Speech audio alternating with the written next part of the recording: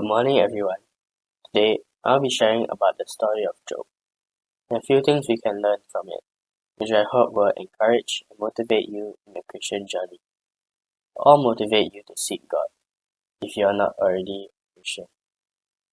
I feel that Job is a great role model for us, and that his many qualities and his story can be motivation for us to follow his example and allow us to improve ourselves.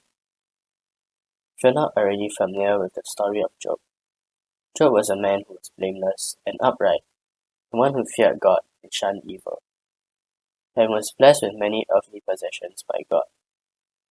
One day, Satan appears before God in heaven.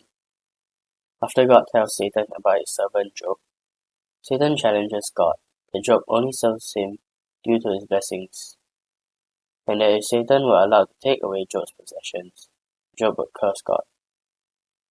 God gives Satan permission to test Job, but tells him to spare Job's life. In a single day, Job receives 4 messages conveying separate news of the death of his livestock, servants, and children. Hearing this, Job tears his clothes and shaves his head, and mourns, but he still blesses God in his prayers.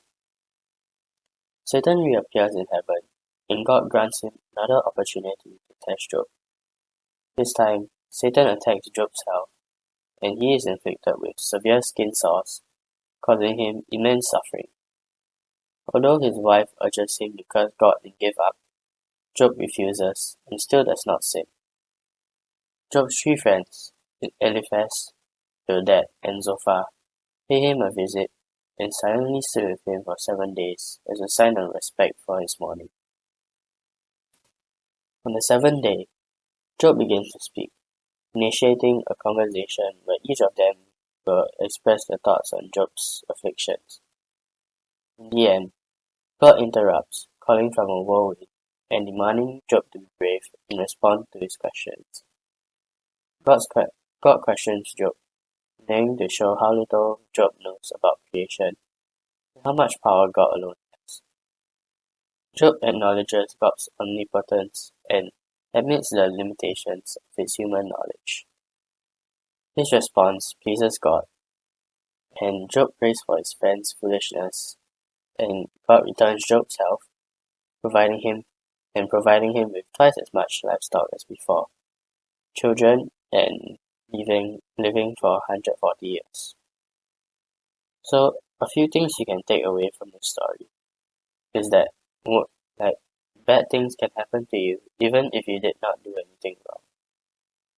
For Job, he was a blameless man, and he did not commit any sin, yet all those disasters still happened to him, as it was God's decision to allow Satan to test Job.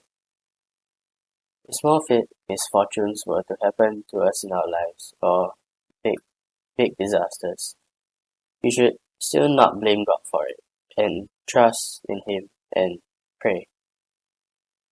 Job did not blame God either when all the disasters happened.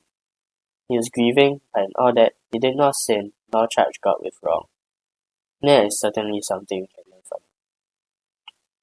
Another thing we can learn from this story is that God is all-powerful. In Job chapter 40 and 41, God speaks of 2 great beasts which He had created, the Leviathan and the Behemoth, and how only He who made them can kill them. We understand that God is all-powerful. We should have nothing to fear, as He would be able to protect and bless us.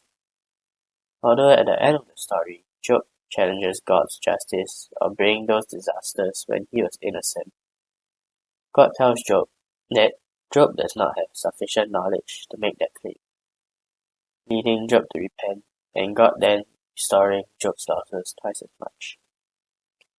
We can learn from this that we can and should place our trust and have faith in God, no matter what happens to us, even when bad things or good things happen. If we wrong God or sin, we should follow Job's example and repent, and if we do, God will forgive us.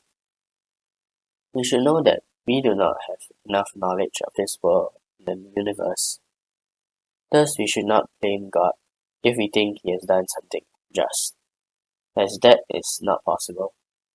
Thus we should place our trust in Him and have faith that He has a plan for us. If we have faith in God, follow His commands, and repent from our sins, God will also bless us with our reward in heaven. With that, I've come to the end of this devotion. I hope that this has managed to encourage you and motivate you to seek God, or continue to seek God. Thank you.